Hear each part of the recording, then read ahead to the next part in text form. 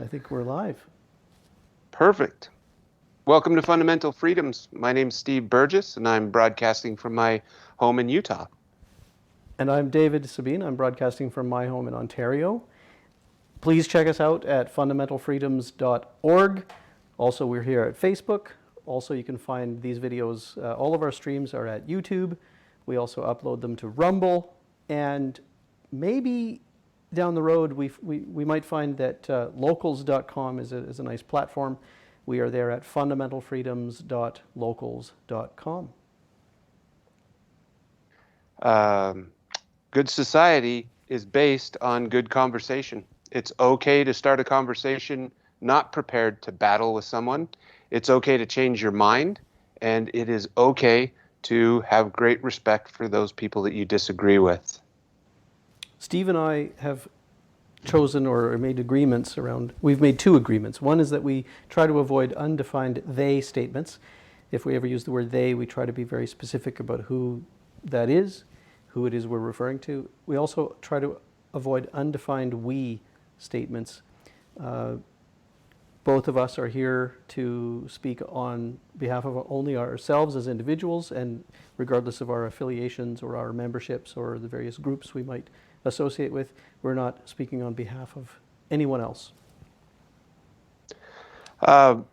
So we had a great podcast last week. Len Faul from Police on Guard for Thee was our guest, and he brought with him quite an audience, to say it, to underestimate it, a lot larger than we're used to. So that was exciting to have all of that interaction on the podcast. And tonight we're going to do an in conversation, and Dave and I are going to chat about some of those comments, kind of our experiences from last week. Just wanted to make mention, while we have a minute, fundamentalfreedoms.org. You can see our written content, some essays that we do, find access to all of our videos there. And if you got that in front of you, David, that's what that looks like. And so we try to put some essays up there maybe once a week or every other week, and share those to Facebook. And Steve is being too modest. Steve publishes essays here once a week or so. Some really fantastic essays. Please do check them out. But also notice at the bottom of this website, you can find links to watch our videos or to converse with us. Those links will take you to our YouTube channel and or the locals.com platform. Perfect. All right. Well, enough self-aggrandization and advertising. No, not quite enough. Let me say that, so the podcast or the stream last week with Len was well attended and lots of comments, and it's been going to our heads all week. We've just been amazed how popular we're getting. And of course, we're not. Everyone there was there to see Len, of course. But it was just a real honor to talk with him.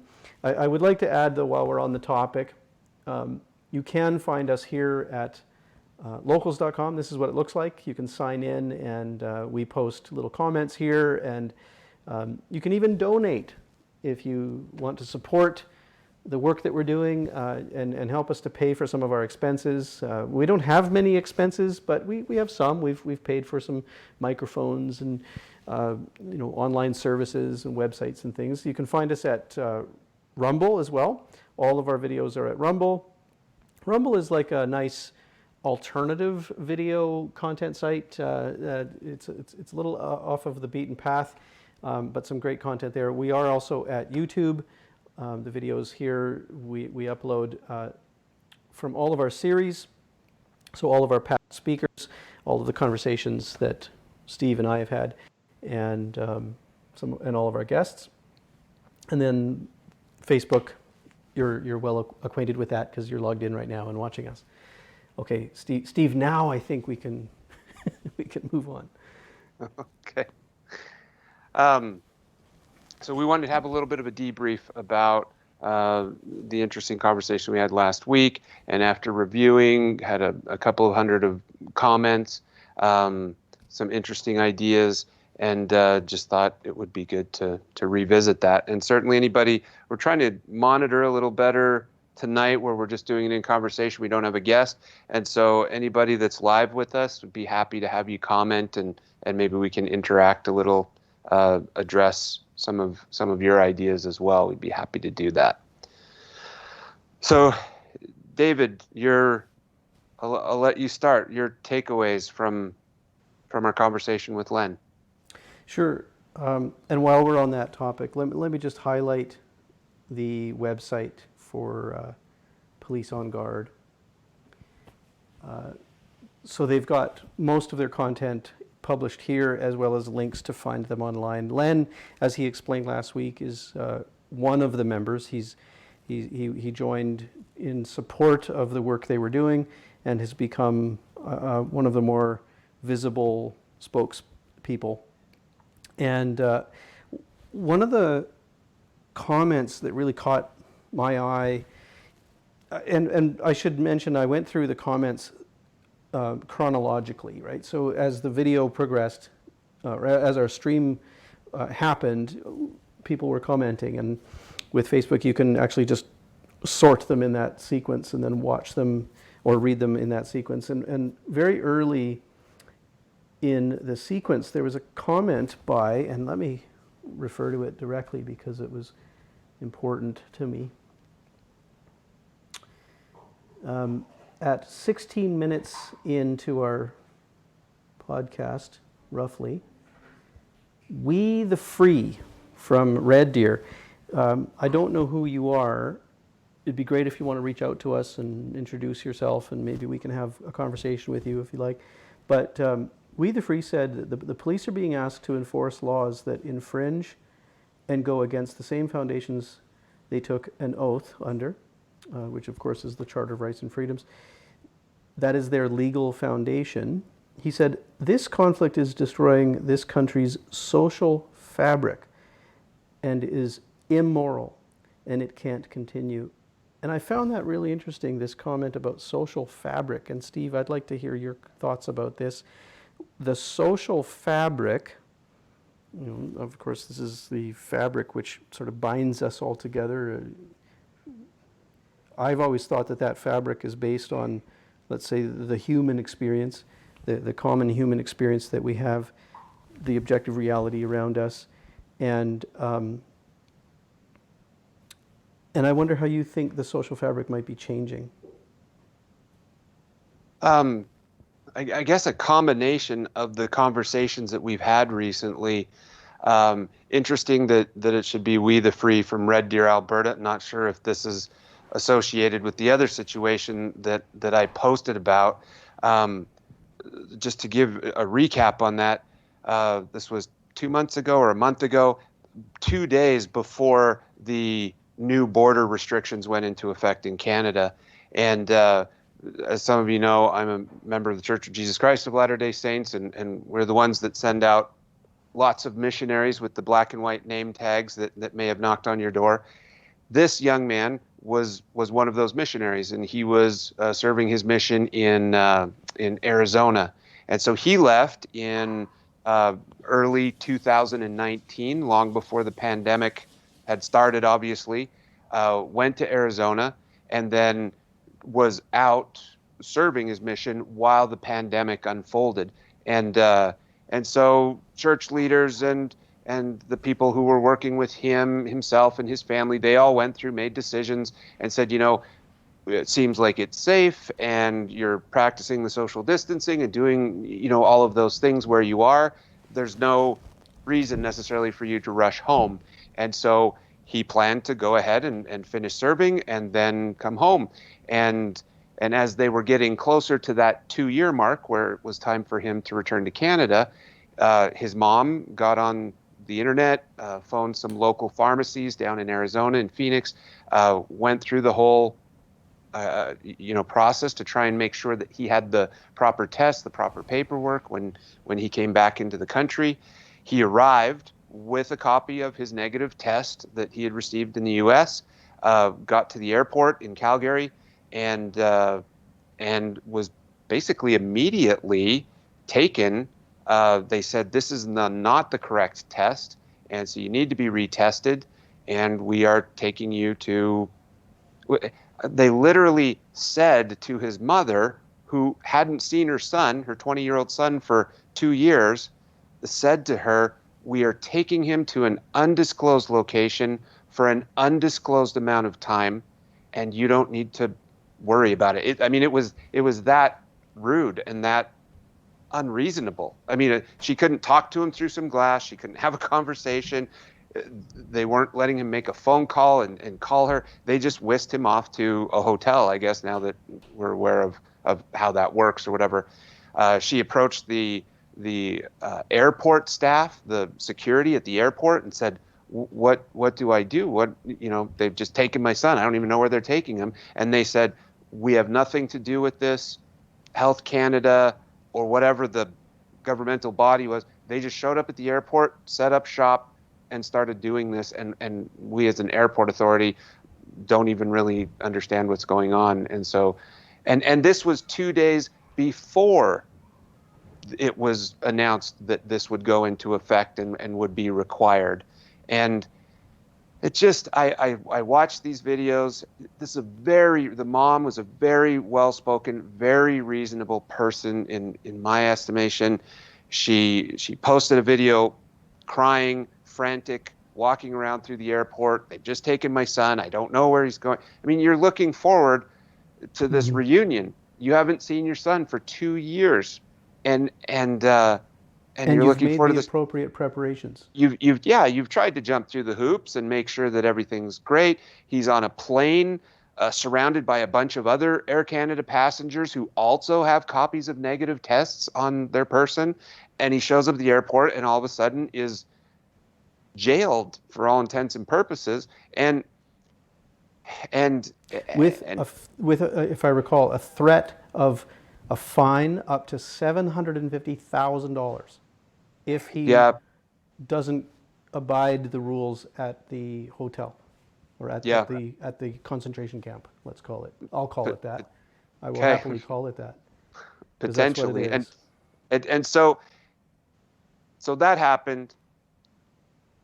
Going back to your question about the fabric, and I.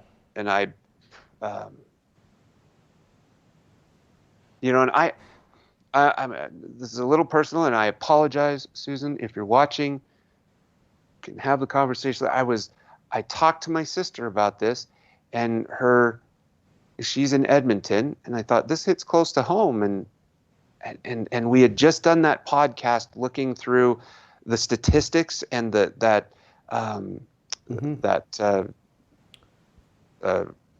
guess it was a survey survey that they had done about how do you feel, and I was kind of surprised at how willing Canadians seemed to just let the government suppress and do these sorts of things. And it was soon after that I'm talking to my sister. I'm like, what do you think about it? And she said, well, he probably should have come home. Those are the rules. If he wants to come back into the country, he's got to jump through some hoops, and if it costs him $1,000 to be put up at a hotel, then, I mean, it's a pandemic. We're in the middle of an emergency, and it is what it is. And even all of that doesn't explain why they wouldn't share with the mother where he was going, how long he'd be there, be fully transparent with her. That's what I don't understand. You talk about social fabric. I'm in the U.S. now, and Canadians are notorious for being polite. That's the only thing most Americans know about Canada, is that it's full of nice people. And why, in that situation, wouldn't you, even if you were the officer in charge of enforcing this policy or whatever, or a government bureaucrat or official or whatever, why wouldn't you say something like, you know what, this is horrible. I'm really sorry. We've developed this new thing. It's taken effect. I don't have authority to really override that, but listen, why don't you, I'm going to walk your son around to the end of this thing. Why don't you have a quick conversation, and I promise you, as soon as we get to the hotel, I'll make sure that he has a phone so that he can give you a call, and I'm going to take a personal interest here and just see if we can get him through this process as quickly as possible. And I apologize for the hassle and for it seems unreasonable, I know, but this is what we're trying to do to mitigate the effects of this pandemic. And my hands are tied a little bit, but this, like any reasonable person caught stuck in that situation, enforcing that, you would think would treat it like that. And I don't, maybe they dealt with... Well, you're making the assumption that the people enforcing that are reasonable. Any reasonable person, yes, I agree. But apparently the people at that front line, hired by this government and given those powers, aren't the most reasonable to be placed in that setting. And actually, that's one of the criticisms that this government has faced, is that the people hired for this role aren't well trained, aren't well vetted. There have been now 2 cases of sexual assaults in those hotels at the hands of security guards, hired supposedly to keep the people in those hotels safe. So they're not well vetted, they're not well trained, they're given immense authority, and they're perhaps drunk on that authority in some cases. Not everybody, of course, but clearly a few. I was going to interject here. Sorry, go on. Well, there's the answer to your question. Yes, it's affecting the social fabric. It's affecting it here where I live too. Mm-hmm. You've got polarization. You've got people shaming others for wearing a mask. You've got people shaming others for not wearing a mask. You've got people shaming each other on Facebook. You've got, yes, it's definitely affecting the social fabric. And like we've talked about before, I think we could have got 95% of the compliance that we've achieved through non-compulsory means. Okay, so let me put forward a theory or a hypothesis here, not a theory, because it's not well tested yet. Social fabric, as I was brought up, was perhaps based on respect and reciprocity, and we can all do what we think is good and right for ourselves and for our family and for our community, and we can all vote in a democracy, and we can make our voices heard and debate and have conversation, and I wonder, I think there's 3 examples here that I want to bring up and then tie it all back together. The first is, I was hearing, just before our conversation this evening, I was hearing an advertisement for the wearing of masks. It's essentially, a sort of a PR piece, public service announcement saying, like, let's all do the right thing. You can help others. You can keep everyone in the community safe, and wear your mask and social distance and all that kind of thing. And it struck me that the language around these rules is always to do with, if you just do this one little thing, then you can be confident that you're doing the right thing and that you can pay that righteousness forward. Which brings me to the second point. I'm hearing a lot of this term lately, particularly in conservative media, righteousness porn, which is this notion that and we've kind of talked about that to some degree with respect to journalism being now the practice of writing about a current event in such a way that you set up the view of a protagonist against some sort of villain, and the reader is always the protagonist in the righteous position, and the villain is always to be defeated, and so on. And so but then I was thinking carefully in a conversation with a friend of mine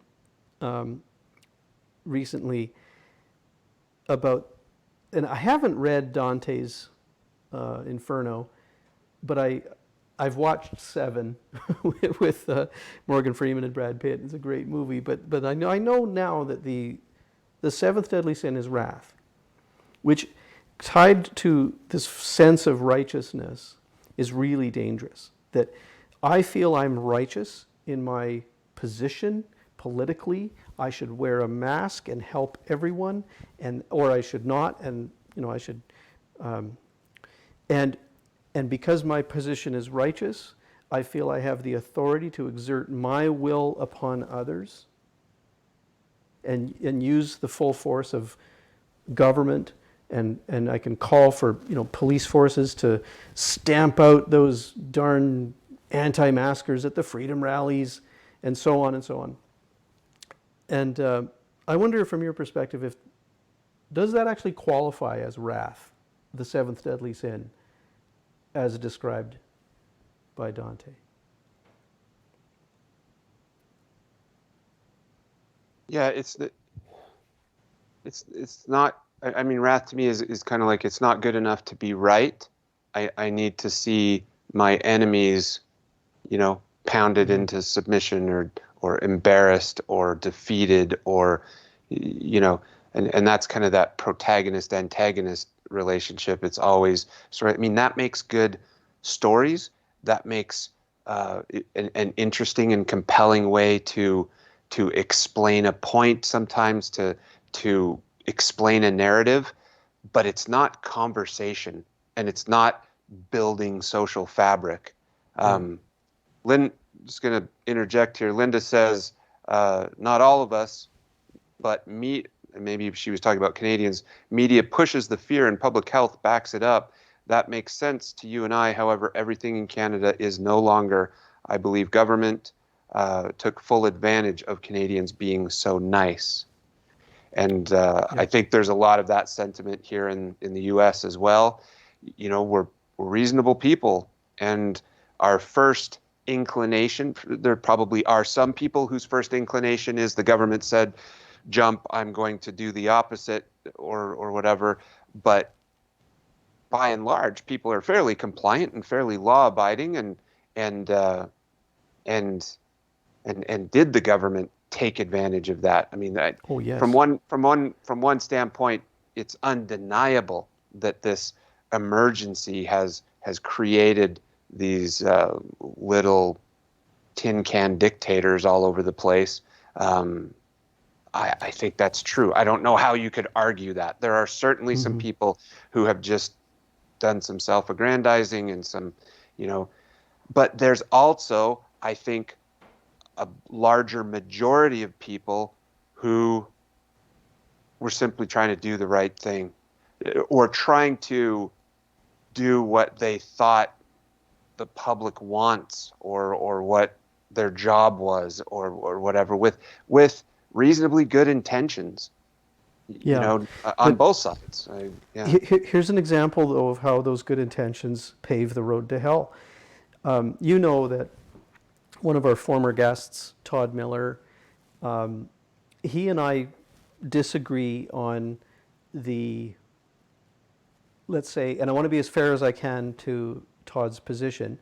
Let me say, I do not feel government should make law to require people to wear something on their person, whether that be a mask. A government shouldn't require women to wear a burqa. Government shouldn't require children to wear an armband that identifies their race. Government shouldn't require its citizens to identify visually in any specific way via I'm trying to be as politically careful here as I can, via some kind of wardrobe or accessory. Yep. Todd feels, and I want to carefully, and correct me if I'm wrong, I think he feels that there is a place for government to mandate the wearing of masks because it's effective, in his view, and he's able to cite and back that up with research, so it's not just his view, but it's his informed opinion, mitigation effort.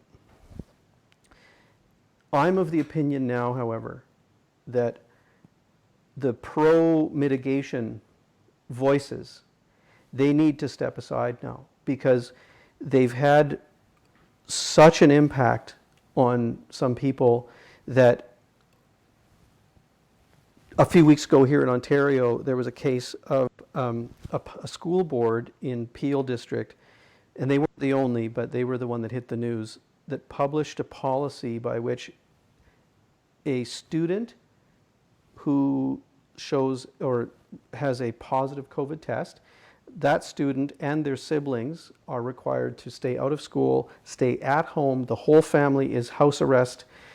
The children have to be isolated for up to 2 weeks, or less if they get a negative test following that. But 2 weeks in a separate room. Okay, so that phrase was in the policy by the school board, sent to all the parents in the district, in a separate room. And so we literally had cases of a mother keeping her kindergarten, her primary school age child in a separate room for 2 weeks.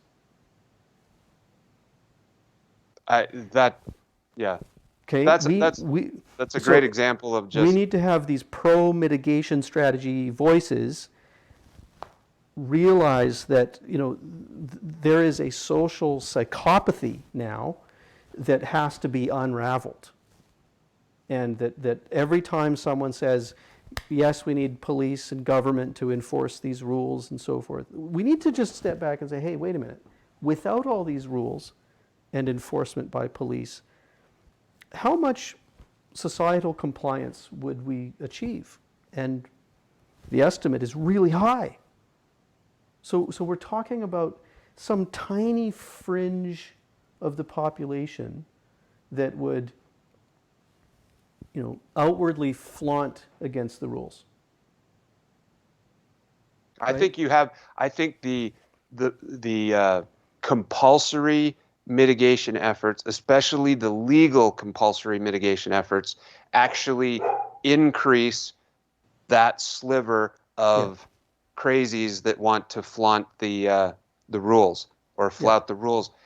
Myself included, I would say I'm not in that group as long as no one's telling me I have to or I'm going to go to jail. As soon as you start saying there needs to be laws and we will put you in jail if you're not wearing a mask, if you're not social distancing, if you're not, complying with lockdowns, whatever. Now all of a sudden I'm questioning myself very carefully and considering, do I need to be part of the descent to that dangerous path and dissent for the sake of dissent? And I felt that from day one. It's been a year of wish-washing back and forth, like what's my role here? How important is it that I push back against what I feel is unreasonable or whatever? Can I share some statistics? Yeah, please. Just interesting. One thing that I spent a lot of time researching was excess deaths. Because that was one thing, back before we had awesome statistics, the statistics have gotten better and better as time has gone on. But back when it was this many deaths are attributed to COVID, and there was a lot of angst about, well, is that a COVID death? Is that due to, serious comorbidities that were coincidental to COVID? And so I said, well, at some point, we're going to be able to look back and say, this was the trend of people passing away, which is a very even trend. And did we have a spike in 2020? That's going to be the answer to the question, because what else would have caused a significant spike? And in the United States, we had a very significant spike, 12 to 15% by my understanding, my interpretation of the CDC data. What's interesting is I don't have the exact same data for Canada, but as I've looked at it provincially and nationally a little bit early on, 3, 4, 5 months ago, my guess was Canada was experiencing maybe 4 to 5%. So about 2.5 times the percentage of excess deaths. And that's still significant. Both of those numbers are significant because the normal corridor based on mortality rate overall is very narrow. Usually that's not varying from year to year more than 1 to 1.5% out of the norm. And it's always on an up curve because populations are growing. And if you have more people, then you have more people dying every year as well. And so it's a very flat line. And it spiked hard in the US, spiked hard in Canada, maybe not quite as hard. Interestingly, looking at the 22,000 deaths that are attributed to COVID in Canada versus the 550,000 deaths that are attributed in the United States, if you back that into our respective populations, you've got about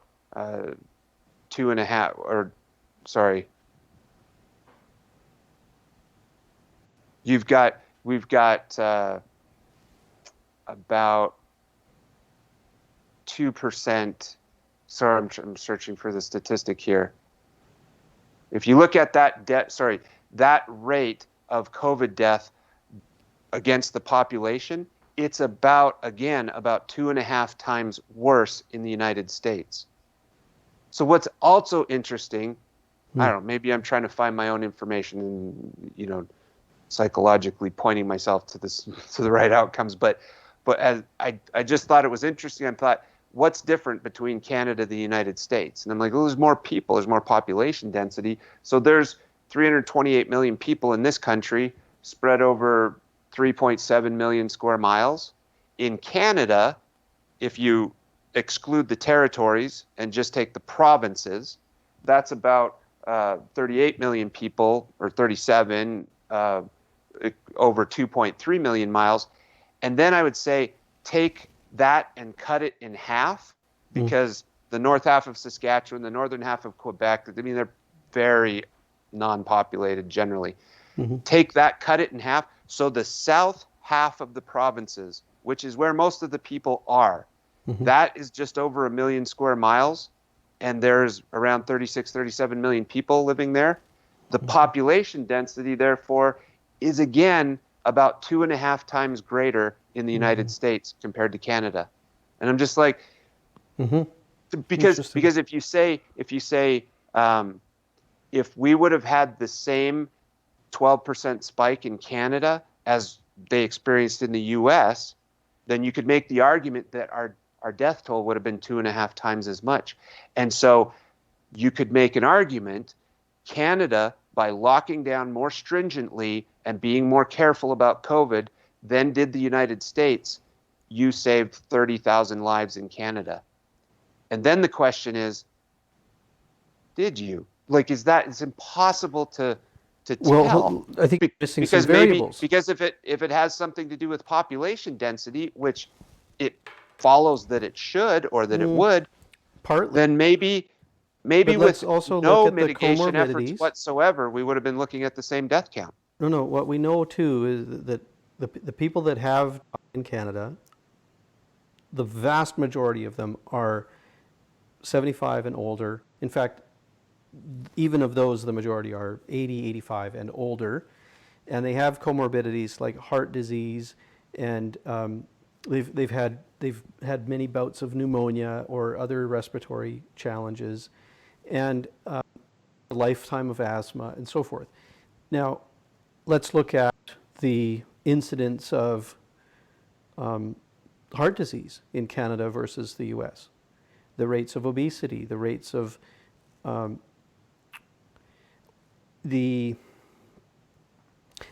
just think you're searching for a ghost, in my opinion. One of the streams that I've been paying some attention to is by a man named Ivor Cummins, and he's published. And there's a lady in Australia that I can't remember her name offhand. I could post it maybe later, but there does seem to be. I'm going to go out on a limb here and say that a few years from now, it'll become common knowledge that the rise and fall of cases and the related fatalities is seasonal. I'm not a scientist that can make such a statement, but but I'm a betting man, and I'm going to bet that a few years from now that will be the predominant, or that'll be the consensus that So this is it really was important. mostly seasonal. So this is important, David. I want to understand exactly what you're saying. Mm-hmm. You're saying that 5 years from now, whatever down the road, we're going to look back, and the interpretation will be there That was that no that deaths from. jurisdictions no that there were Okay. deaths from COVID, Yeah. but the jurisdictions that locked down hard versus the jurisdictions that didn't show large differences. I mentioned this last week, like North Dakota, South Dakota, California, Florida. There's big difference there in age demographic and humidity and dry weather and stuff like that. But nonetheless, Texas, Florida, Texas, California, Mississippi versus Ontario. Okay, Ontario, Nova Scotia, we've locked down very, very hard. Prince Edward Island is locked right down. They've supposedly done very well to minimize the illness in that province, but it has yet to play out in my, it just hasn't spread there yet because they've done their best to minimize the spread. But does that mean when they open up, it'll come flooding in? They'll take their turn. They'll take their turn, so to speak. Ivor Cummins does publish some very persuasive research showing that one of the reasons that this didn't impact the Pacific Rim and New Zealand in the same ways that it impacted North America has a lot to do with the fact that lots of influenza strains have traveled through those populations for many, many decades, and they've developed, I think the phrase is T-cell immunity to some degree, and so their immune systems are generally better prepared for when a SARS-like strain or COVID strain appears. Now, I'm speaking out of my element here, but it doesn't I think take a PhD in a field of medicine to look at the fact that jurisdictions that locked down versus nearby jurisdictions that did not lock down have had very similar rates of fatalities and very similar case counts, and it doesn't. The one thing that is common is we've had similar climate in North Dakota and South Dakota, similar climate in Florida and California. Yeah. I just think there would be a lot of study about why it is that certain jurisdictions without lockdown policies and other jurisdictions are showing comparative results. I think it's very great that our government here in Ontario seems to think that the science is settled and we just don't need to look into it anymore. We've decided that lockdowns are the right way to go. And I think there's clearly enough evidence to show that there's another way. So Todd apparently is watching. Last I checked, COVID was the third leading cause of death in 2020 in the U.S. In January, it was the single largest cause of death, if I remember correctly. I think that may be right, Todd. So that would be behind cancer and heart disease and cardiac issues. And in January, when we had the height of the spike of COVID deaths, I think it may have overtaken those other for that particular month. And I think we're all on the same page. I want to challenge that until I see how many people on that statistic as a COVID death, how many people also had cancer, also had some heart disease, also were 80 years or older with some other comorbidity. I want to see those numbers before I'm willing to just accept with such opacity that all of them died of this strain of coronavirus. So Like for me, I'm willing to believe that the strain of coronavirus has shortened some lifespan. It made dangerous some illnesses that otherwise may not have been fatal this season. But I'm not willing to admit or believe that it's coronavirus that killed those folks. Period. Coronavirus. Period. see, and from a broad spectrum statistical perspective, I think I'm quite a bit more willing than you to look at the number on CNN every day, 550,000 people died in the US of coronavirus, and say, I think that's probably about right. And the only reason I am, not because I trust the CDC's current methodology of determining that, or the way it's reported, or anything else. I trust the pure statistics of the excess deaths, and say 500, somewhere between 400 and 600,000 extra people passed away in 2020 that should not have, statistically. Okay, and whether those people, they may have been 85 and they were going to pass away in 2025 or 2030 or 2024.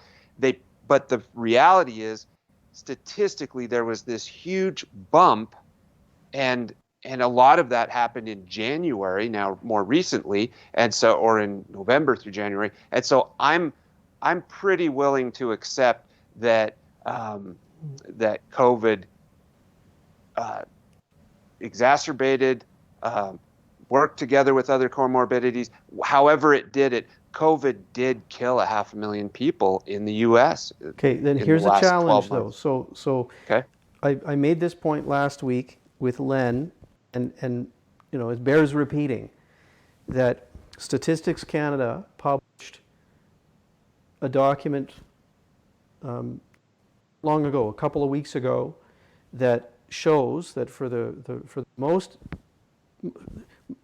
through 2020 until the fall, the excess mortalities or excess deaths in Canada followed the COVID deaths.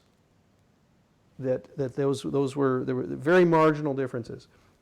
But starting in the fall, they no longer track together. Okay, COVID mortalities dropped significantly, but excess deaths have remained higher than in previous years.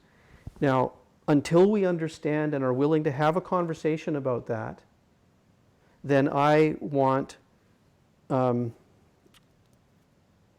just say I want to have a conversation about that. And I want better data published by every government.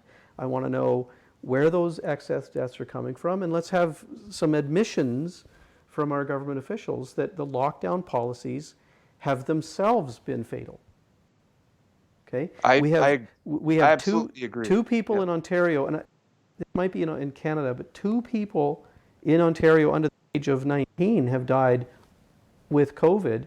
One of them had leukemia, I understand, and the other was a suicide that had a positive COVID test, couldn't go to work. 2 weeks later, after 3/4 of a year of all of this depression and then not having employment, committed suicide. And both of those statistics are now counted as COVID deaths in this country. See, I think it's a much different to be here in the U.S. and say we're seeing a 12 or 15% spike in excess deaths.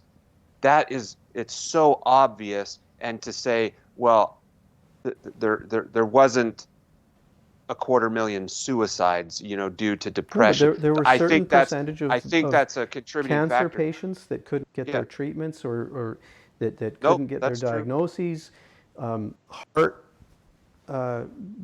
challenges that didn't get their pacemakers put in. There is a percentage of folks that are being completely ignored in those statistics.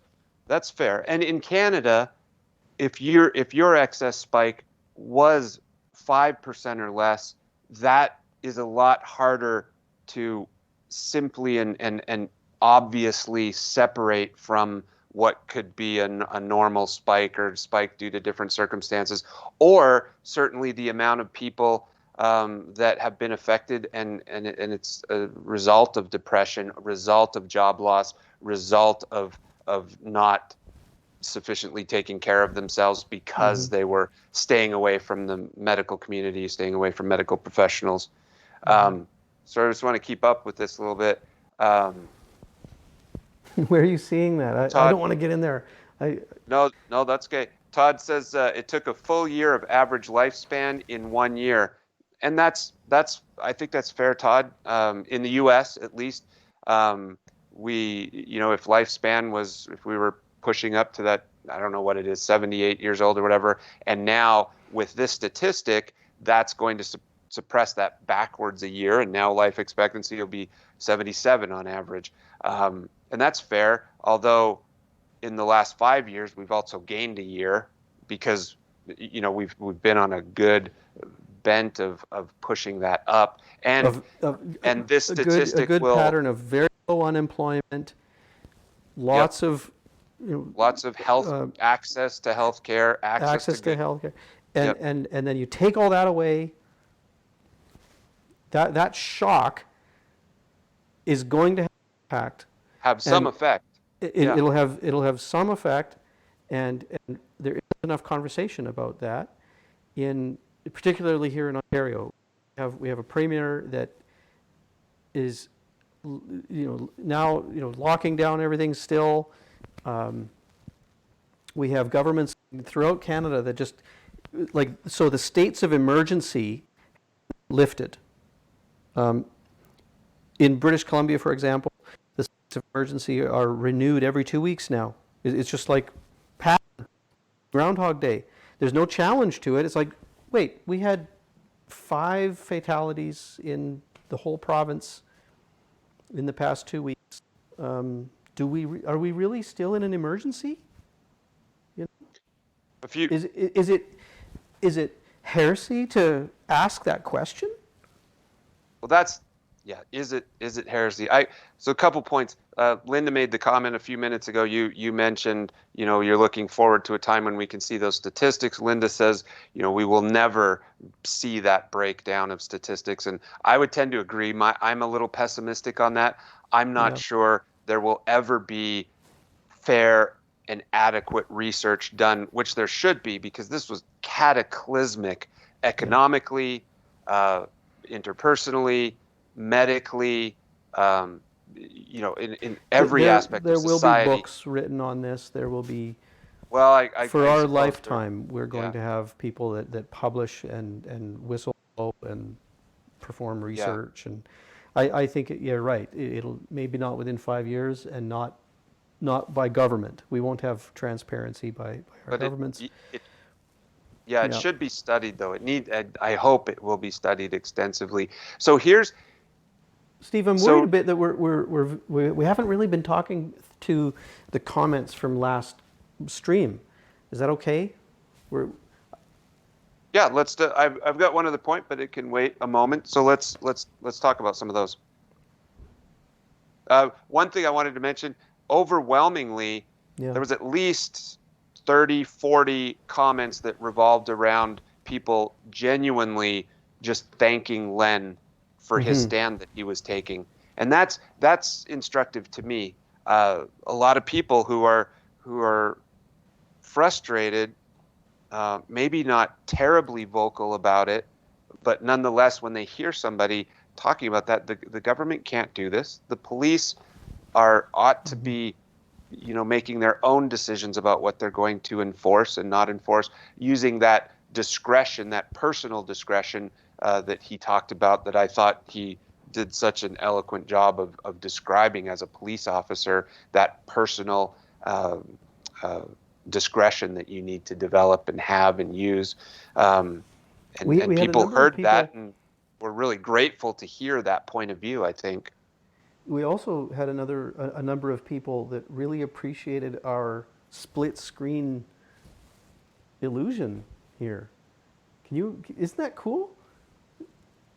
At 43 minutes, 31 seconds, A number of people commented on that and liked it, and that was really fun. I've got a couple of comments that I had kind of Yeah, sure. made notes on. We the Free. I mean, I'm not going to pull any punches. I loved a lot of the comments from We the Free, but there's one: the harm you're doing to your own health should be of great concern to you. Stop it, seriously, people. Your life matters too, and we will never get out of this until we if you keep following this absolute nonsense. When in the history of ever did you wear a mask for the flu? Seriously. And I think, Todd, before you answer, I'm going to jump in for you. It was 1918, and it was pretty common. In fact, I would say quasi-mandated in some areas that people wear masks during the Spanish flu But I can hear it pandemic in now. 19. No, What's that? I can hear it now. There's rumor circulating that actually a number of people in 1918 died of bacterial pneumonia due to the wearing of masks. And Doing the wearing of masks. Yeah. This apparently, I haven't seen the data about this at all, but I've a number of people, because of the podcast, and I'm outspoken on social media. A lot of people write to me and they share articles with me, and David, have you seen this? And so a number of people have been sharing this content with me to indicate that autopsies have been done and the actual causes of death. And in fact, I think it was Dr. Fauci put his own name on one of the research papers. I haven't read it, I haven't found it, but that's supposedly true, that he was part of the research to show that a lot of the deaths in 1918, I don't know about a lot, sorry, I can't quantify that, but some portion of those deaths were bacterial pneumonia due to the wearing of masks. Ava said, question, what if I have to fly out for business, let's say, for a week, and before coming home to Canada, my test is fake positive over and over? Maybe there's something genetic or something, whatever, going on, and I just consistently keep getting a positive test. Am I just never able to return to Canada? Am I stuck overseas indefinitely? Yeah, according to the current rules, you're not allowed to enter an international airport or cross Canada's border, land borders, if you have a COVID positive test from any other country within the past 3 days. That's the current rule, I think. I mean, I might have misquoted it slightly, but that's the gist of it. Yeah. It's interesting. The last, and maybe we can talk about this a minute, David. I like the last comment that was made. David Gorley, he said, "Tell us how to join the outcry of mismanaged government. Need more than Facebook rants." And I had replied to that, and I said, our theory at Fundamental Freedoms is that a conversation is key. You're absolutely right about Facebook rants. Sustained face-to-face respectful conversation with the intent to really understand the person you're talking to is the way through, is the way out of our situations. And then I said, our politicians certainly aren't doing that. But is that the politicians' fault, or is that our fault? Are we doing a poor job generally of doing that, and therefore we're getting the representation we deserve? If we're not talking to each other, should we really expect our politicians to be having those important, critical conversations? And then he came back and he said, thank you, but as part of the general public, our next step should be what? And David, we were talking before we went on about that. I'd like to share a couple of thoughts. So I'm reminded of Brian Hyde in our conversation with Brian on this stream, where he reminded me to act locally in your neighborhood and in your community, and do what you can. So, for example, I've put a lawn sign, and it says "No more lockdowns.ca," and because I do feel very strongly that lockdowns need to just never ever happen again with it, and I'm willing to stand by that statement, and so I put it on my lawn, and I was worried. I thought, well, maybe my neighbors will just vilify me and egg my house, break my windows or something. But no, none of that has happened. In fact, I had a conversation with a doctor as he was walking. He is a guy that we both have daughters who are friends in the same age group, and he was walking by, and I was outside with my dog, and we got to talking, and he said, "Well, what's this all about?" And I said, "Well, I think lockdowns need to just end." And he said, "Yeah, me too." And then we got to talking about that. Anyway, another example. I'm reminded of Len last week, who said in our conversation with him that we could write letters, and that write your emails and make a phone call to your member of parliament, do all those things. Sure, put your name on a petition. Sure, but write letters, because then someone has to actually physically open it and read it. They have to vet it. It might be some staffer in order to figure out if they should pass it along to the member or not. But someone has to actually read that material. And then I also want to share with you that I signed up to all the email newsletters of my local members of parliament. So anyone who represents my riding, whether that be a federal or provincial, I haven't caught the city councillors, but maybe I ought to. But I have paid attention also to the school board trustees. And when I get an email message from them, and they always send email because they want my money, right? They're trying to fundraise, whether it's the Green Party or the NDP or the CPC, they're always, or the Liberal member, they're always trying to find ways to fundraise. And so they send letters out, and I respond. And I write a little sentence I disagree with these policies. I'd rather you do this. Or please, and a couple of times I've actually called and asked for a meeting. And once with my provincial member of parliament and my federal member of parliament as well. And both of them accepted the invitation. They called me, we had a chat, and I just expressed to them that I think the way things have panned out don't at all represent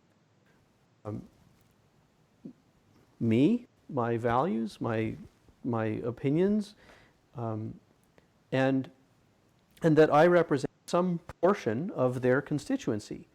Whether they agree or disagree with me personally, they have to acknowledge that I'm not just some crazy person, lone voice. I actually represent some portion of their constituents. And I don't know that has a direct impact on what they then take back to their parliament, but it has to have some. I'm confused, David. Are you saying that you interacted with a politician where you were just pretended that they were a human being, and Yes. and you had an actual conversation like two people on the street would? Yeah. And both of the members, like, okay, so one of the members who I quite adamantly disagree with, and I told her so. I said, I really disagree with your X, Y, and Z. I don't want to get into the details, but I really disagree with your stance on X, Y, and Z. I would much rather the government take this kind of approach, and I briefly would describe that. And she frankly said to me, well, I don't agree at all with you, but I do appreciate that you've reached out, and it is in fact my duty to listen. And it's hard to argue with that. It is in fact their duty to listen and try to understand the sentiments of their constituents, and then try to represent that in a balanced way. They are just people.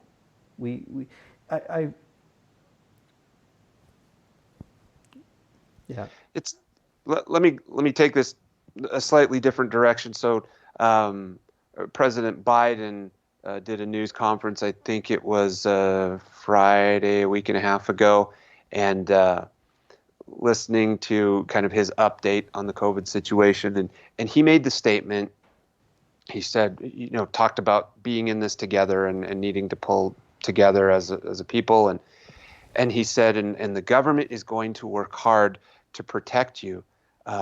He said, we're going to work extremely hard as a government because there's no more important purpose than to keep our people safe. And that was, to me, that was the most telling statement. I think that's what we need to start asking ourselves as individuals is, do I look to my government, especially federally, to keep me safe or to help me to make decisions about how I will keep myself or my family safe? And it reminds me of Anthony Davies when he was on with us, and I think he went through ordering sandwiches for 10 people. Yeah. It's like, you can't even do a good job of that. But if you're trying to create a blanket policy and say you're all going to have ham, or you're all going to have turkey, or you're all going to have a club sandwich, you're going to be okay, pretty okay for some of the people. You're going to cause a deathly allergy for some other person. I mean, you cannot. And then you talk about a country of 37 million or a country of 320 million and say, this is the policy that will keep all of you safe. And that's our job as government, is to keep you healthy and safe and vibrant and happy. And this was never the job of government. When did we get to that? When did we get to that idea that, it's like, Safe wow, there's this what? deadly there's this deadly disease out there. I need to start thinking about what I'm going to do to keep my family safe. So you're going to sit on your hands and wait to see what President Trump or President Biden tells you to do? This thinking can be corrupted so easily, it seems to me. Like, I can think off the top of my head of governments that did everything possible to keep their citizens safe from private industry, safe from some opposing religious idea, safe from some some different, some group of people with a different amount of melanin in their skin. Like there are so many ways that a government can keep the people safe, and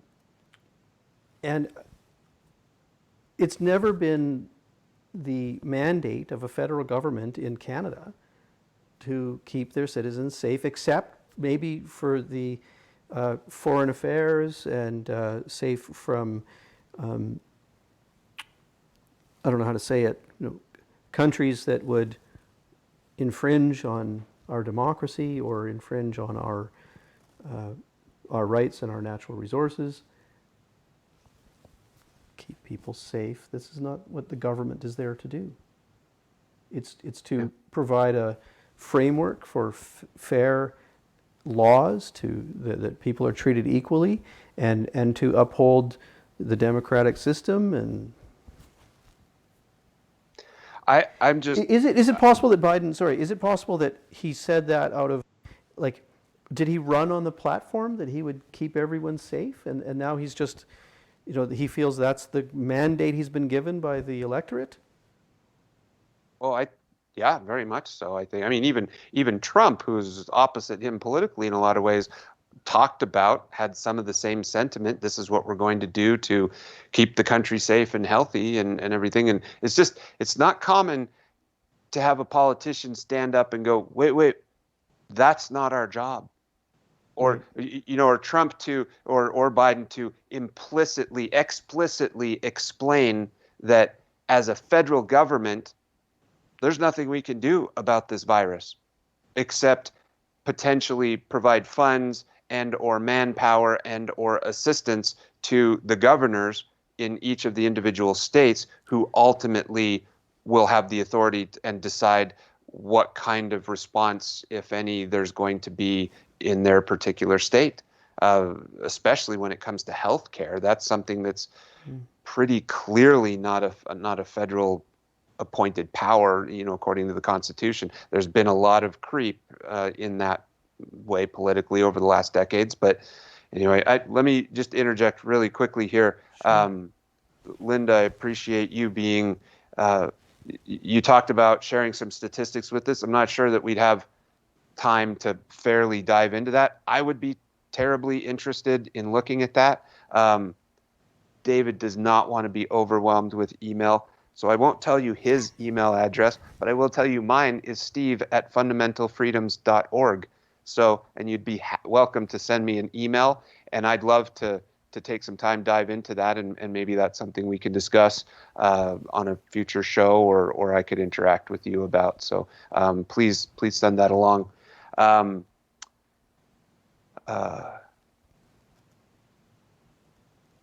Oh, I'm sorry. That was Linda was talking about it, but Nancy, I guess, was actually the one who said that. So Nancy, same thing applies. Go ahead and send that to us.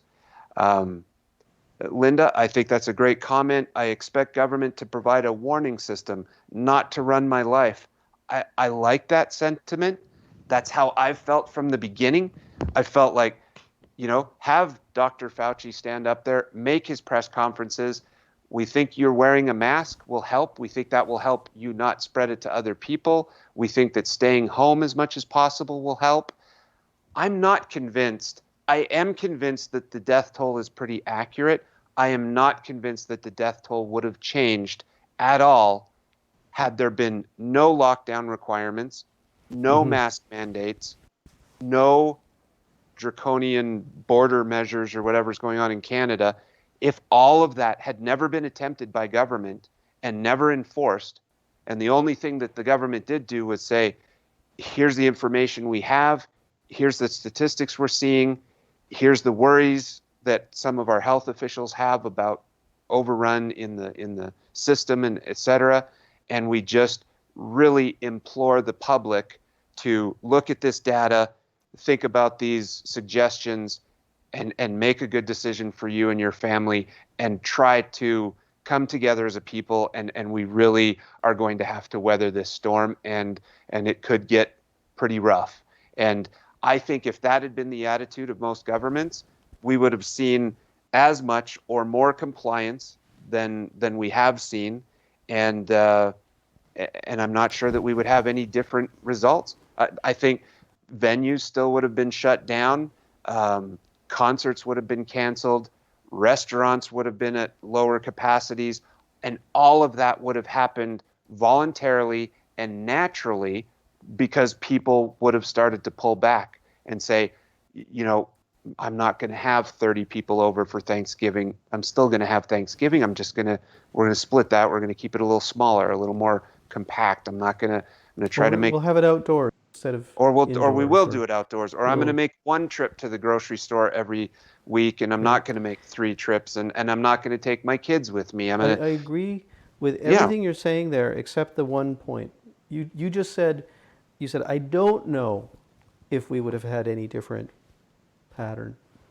I think, don't. Well, okay, let's never ever mention Sweden or India, South Dakota.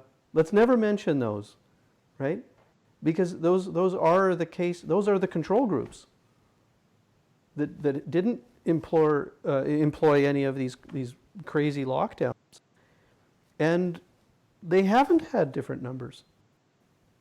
Like we have this Ontario Science Table, which is a group of lobbyists essentially that they claim to be experts.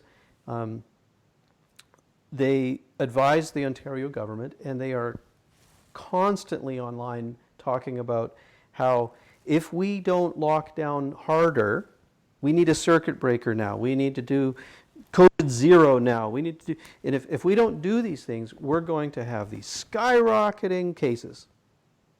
And then, so the government locks down. And then they point at it and say, look, we locked down and we didn't have the skyrocketing cases. It all is working.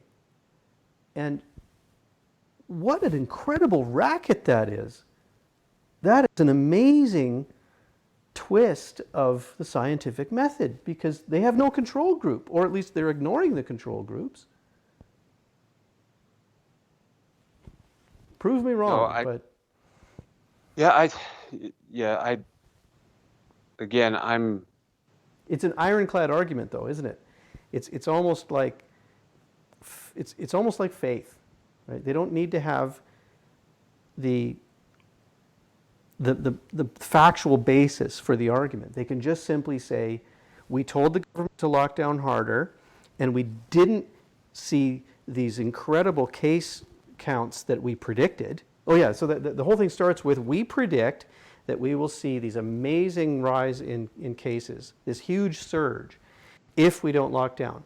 Then the government locks down, and the surge doesn't happen, and then they can claim that the policy worked.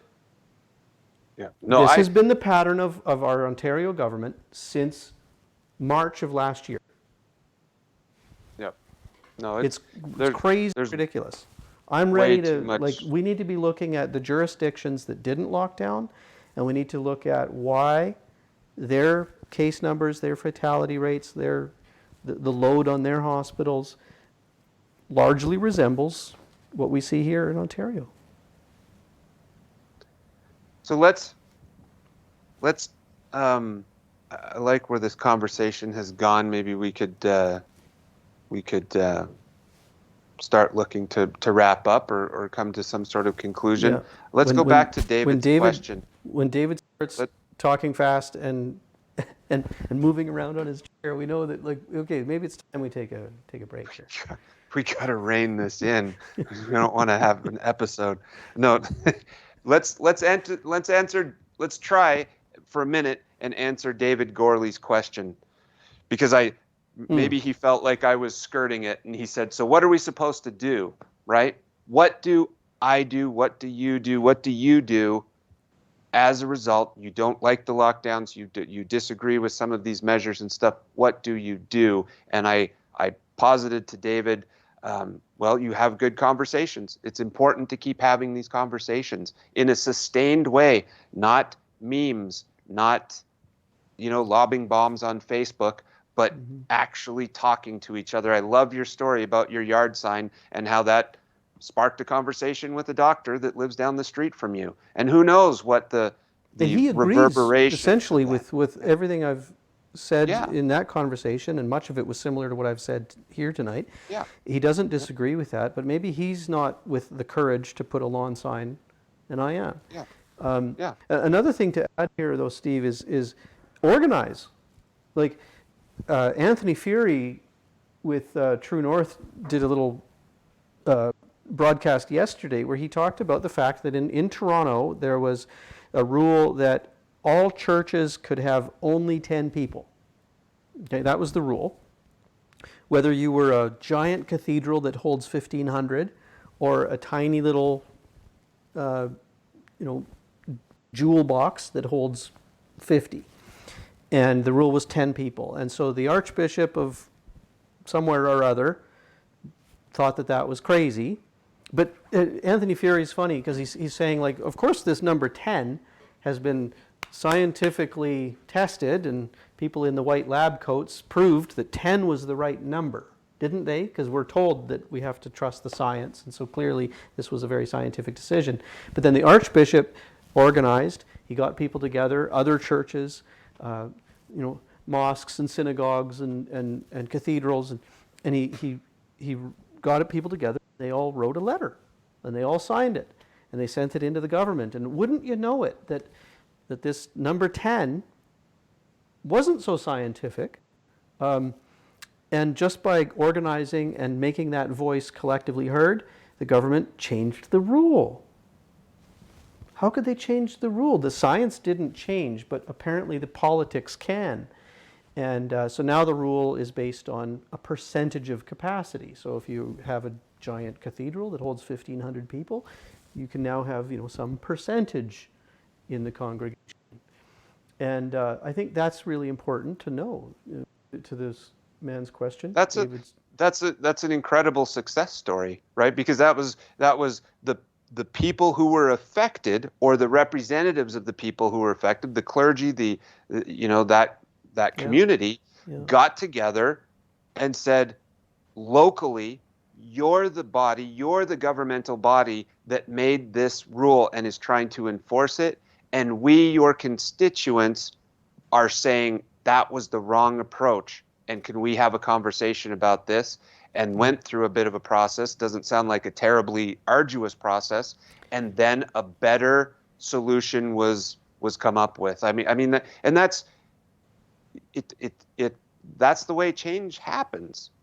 And the conversations need to happen in order to create that organization and to foster that that unity, right? So I really liked the comments from the conversation with Len. Thanks to those that have been writing this evening. I'll read through I haven't had tonight's comments in front of me. I had in front of me the comments from last week, but I will check those out, and I hope I haven't offended Todd too much. And I'm sure there's more conversation to be had there. I will say that another thing maybe to add to David's question is this: just be reminded that when you have some conversation directly with people, it's actually very easy to find common ground. And it's when you're not having face-to-face conversations. So I have found, for example, my interactions with Todd since our broadcast together have been more difficult than the broadcast was. And it's just because I'm not working face-to-face with him. I'm not seeing his body language and hearing his tone of voice and so forth. So conversations. Can we end with something lighthearted?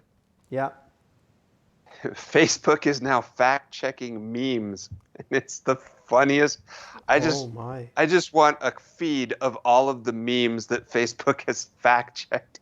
So I can't remember what the statement even was. There's a picture of the Joker from the Batman series, Heath Ledger's Joker, and it says, until we rise up, the government will keep suppressing us, or we won't have our freedom back, something like that. Yeah. And there was a little Facebook, or it was so ridiculous. And I'm like, so is the assertion somebody spent the time to determine whether the Joker actually said that or not? And then I saw another meme later today, and it had the little Facebook warning, this may not be true. And it's like, now I guess cartoons will need to be fact-checked. That is government trying to keep their citizens safe. Well, that's what that looks like. Facebook's not government, though, right? Facebook is acting on the authority of government. In that, like, what Facebook is doing is they're proactively censoring and fact-checking and filtering in order to then go to the government and say, listen, we don't need to be regulated. We're doing enough already. But it's still the coercion from government, I believe, that is causing this. Or it's like, for example, the Heritage Minister in Canada is actively taking steps to enforce rules upon Facebook and Twitter and others to, like Australia has done, if something deemed hate speech is posted on one of those platforms and it's not taken off within 24 hours, then the government of Canada will lodge a lawsuit against Facebook. What could go wrong, right? What could possibly go wrong? This is almost the scariest thing we've talked about tonight to me, is the idea. This is why, because you have to be so careful. This is why conversation is important, right?